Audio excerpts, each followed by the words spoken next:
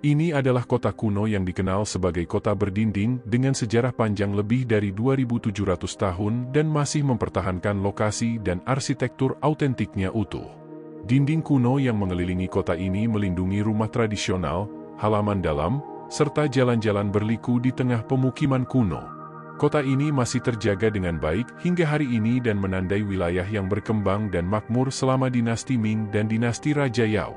Didirikan selama dinasti Jawa Barat, yaitu pada abad ke-8 SM, dan diperluas selama dinasti Ming dan dinasti Raja. Bahkan kota Pinggau telah menjadi pusat pemerintahan regional sejak dinasti Qin sekitar 221 SM, menempati area seluas 2,25 km2 yang menampung 5 kota dan 9 desa. Wilayah ini dihuni sekitar 3.997 rumah, memiliki 300 relik budaya, sekitar 4.000 bangunan tradisional, dan lebih dari 2.000 patung tanah liat yang dibuat selama dinasti Song, Yuan Ming, dan Raja. Kehidupan di kota Pinggau seperti tinggal di dunia masa lalu atau mungkin seperti tinggal di museum seukuran kota. Di dalam dinding yang mengelilingi kota terdapat rumah penduduk, kantor pemerintah, serta toko-toko yang menjalankan bisnis di bangunan-bangunan kuno.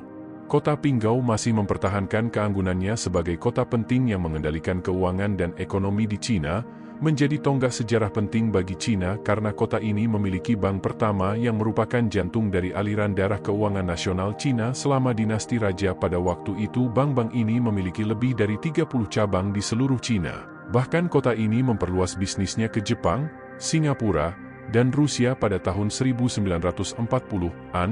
Menariknya, pada saat itu bank ini sudah memiliki fitur transaksi bisnis menggunakan emas dan perak. Saat ini bank tersebut telah direnovasi menjadi museum dengan lebih dari 20 ruang pameran.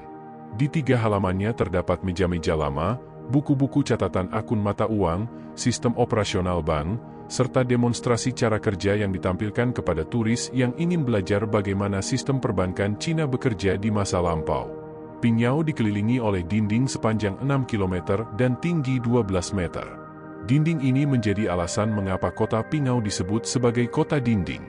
Dinding ini dilengkapi dengan 4 gerbang besar yang terletak di 4 arah utama, yaitu barat, timur, utara, dan selatan. Sejak gerbang-gerbang itu dibangun, dulu digunakan sebagai pintu masuk dan keluar bagi penduduk yang tinggal di kota.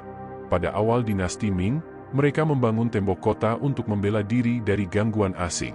Kemudian pada tahun 1703 Masehi, Kaisar Kangxi dari dinasti Raja mengunjungi Ping selama kunjungan ke wilayah barat dan memutuskan untuk membangun 4 menara besar untuk membuatnya terlihat lebih megah.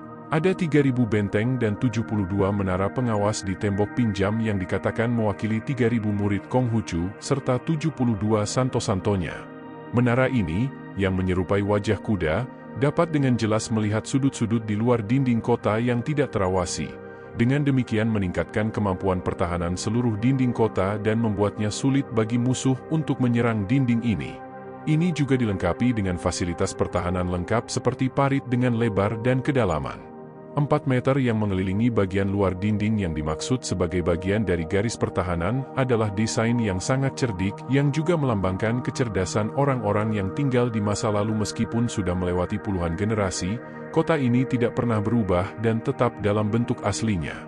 Di masa lalu hal ini terjadi karena pada akhir dinasti Qing, pusat ekonomi Cina dipindahkan ke wilayah timur sehingga secara bertahap menjadi sepi selama perang hingga tidak mengalami pertempuran besar dan tidak ada rekonstruksi besar setelah itu. Ini adalah salah satu alasan mengapa kota kuno Pingjau cukup terawat dengan baik dan telah bisa bertahan hingga sekarang. Namun selain itu, kurangnya perubahan di kota Pinggau juga tidak bisa dilepaskan dari peran pemerintah lokal yang menerapkan aturan ketat bagi penduduk dalam merenovasi setiap bangunan di kota ini, yang sering membuat sangat sulit bagi penduduk untuk sekadar memperbaiki atap rumah. Penduduk harus mengajukan izin ke komite lingkungan. Selanjutnya dia harus bertemu dengan tim ahli dari Biro Sumber Daya Alam setempat. Dari sini kemudian dia akan memperoleh izin dan rencana pemeliharaan yang memungkinkan bahan bangunan masuk ke area perifer, hingga akhirnya dia bisa menyewa tim konstruksi bersertifikat untuk memperbaiki. Prosedur ini memang sangat rumit.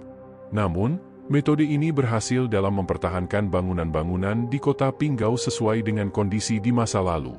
Ini adalah contoh yang sangat terawat dengan baik dari kota Hanjina tradisional.